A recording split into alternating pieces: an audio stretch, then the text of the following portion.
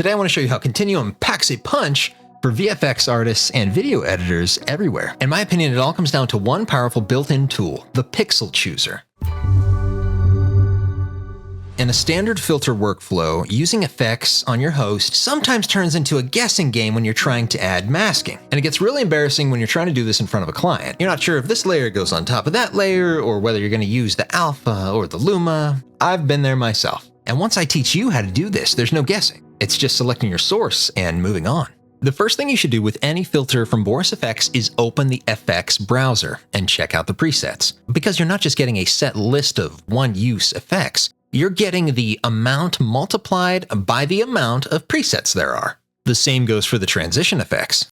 So let's come up here to where the effects are, and let's just go ahead and type in Chromatic Aberration.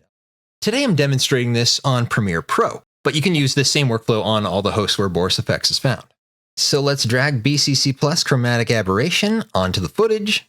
And the first thing that I recommend you do has nothing to do with the parameters down here. Don't even look at these yet. Where I want you to go is open up the Effects Editor. This is where you can find all of the presets that we've been working on. You can see presets with subtle differences or heavy ones. The one that I'm going to use is RGB/CMY Goggles. Now go down to the bottom right and hit Apply. So just playing through, you can see that the filter has affected everything on the image. But what if I wanted to emulate that genius method from Into the Spider-Verse, where instead of a shallow depth of field that generated a blur in the background of the characters, it was just splitting that RGB? Now I want to dive into the parameters with you. Let's twirl open this one, Mocha Mask and Track, which contains the Pixel Chooser. From here, you can launch Mocha and create a mask using splines and tracking. But let's switch on the Pixel Chooser and grab a generic mask. Let's turn on the shape of a circle. But let's view it using the View Mask/Matte button. Okay, so this means everything in white is going to have the filter. Everything that's in black will not be touched. But I want to show you one of the most useful ML tools we're going to use today. Let's switch that off, twirl that up, and go down to Depth Map ML. Twirl that open and enable it. Depth Map ML uses our AI model to identify the Z-space of a 2D shot. Down at the bottom, I'm going to hit Invert, and then I'm going to make some adjustments. This means that everything that's white will be affected by the filter, and as we get closer to black, the less will be affected. Let's switch views and render to playback.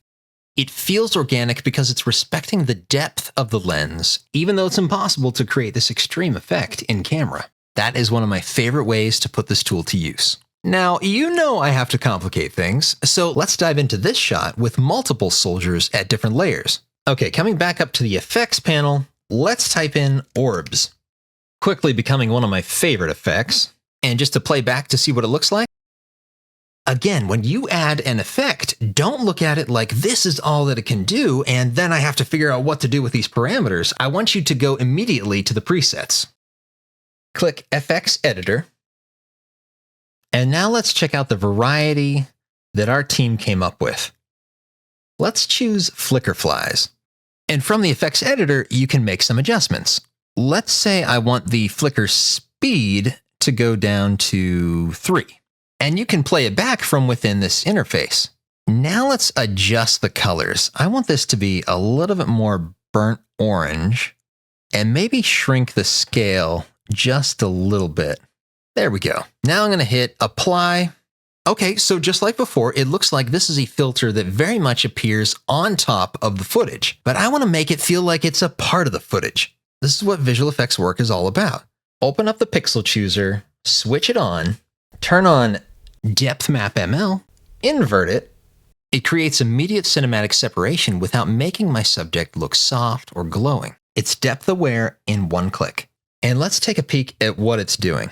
All right, I want to push this even further back. So let's do this. Okay. Now, if we were to render and play this back, we'll see exactly how this model affects the footage. Let's take a look. I'm definitely seeing some jitters around those edges. So the first thing I want to try is go up to the model. As our ML AI team develop new ways to improve the results, those models will get added here. And what that means is this is the worst it's ever going to be. But let's look at the best version. So right away, we can see it cleaned up a lot of different things. Now I want to render without that view. Already I can tell I'm liking what I'm seeing. All right, would you take a look at this shot? But I said I wanted to complicate things, so let's go further. Type in rays. Right here at the top, you'll see under BCC Lights, BCC Plus, rays. You can immediately see what the rays are doing. It's pulling different highlights and stretching them.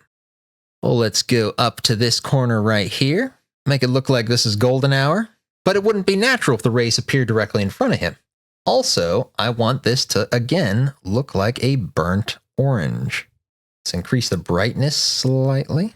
And now go find the pixel chooser, turn it on, and let's switch on the same exact thing. I'm going to see how this is affecting it, so we're going to use this. That looks pretty good. Using level near, we're going to push that away from us.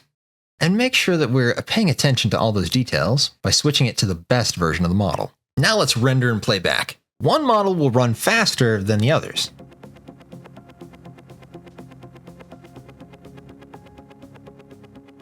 I mean, it actually does that.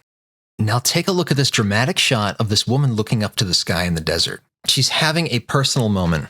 Something is authentic and isolating about this experience. Let's say we were concerned about the lipstick color though. Up in the effects, let's pick out something new. Type in grade. Right here you'll see BCC Plus grade. Let's drag that onto the footage.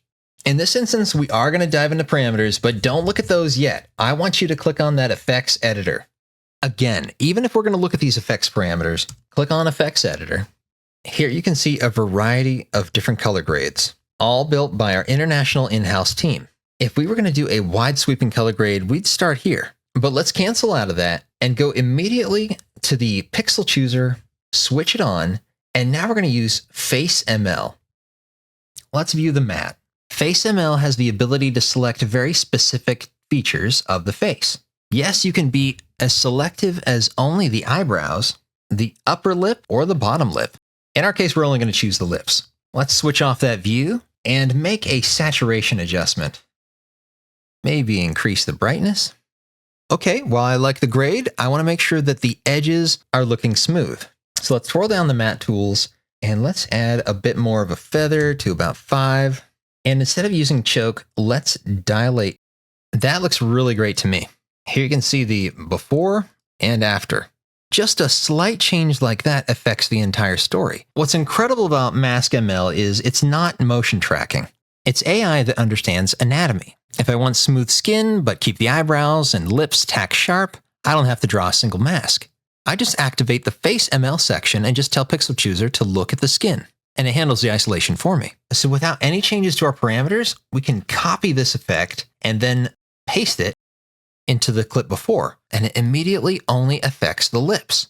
This of course works incredibly well when you use BCC Plus Beauty Studio. With the Pixel Chooser on and Face ML activated, where it says Apply Pixel Chooser, switch it from Post Effect to Alpha Masked. This way we can increase the amount of smoothness and see exactly where it affects the image. Let's turn off all features, and while this looks creepy, the point is to not smooth out her eyes or her eyebrows, key features that need to look sharp in order to sell the effect. Now let's see what it looks like. You can twirl up in compare mode and make it a side-by-side comparison. So the next time your makeup artist wasn't available, you've got options. So Continuum gives you the tools to execute high-end, intelligent composites without ever leaving your NLE. And that's the Pixel Chooser advantage. Pixel Chooser contains all these different ways of isolating your effect, and you can mix and match them as you desire. And to me, it's the most impressive thing about Continuum. So what are you waiting for? Go right now, get your free trial at borisfx.com. I'm Zak Ciotti. Thank you for watching.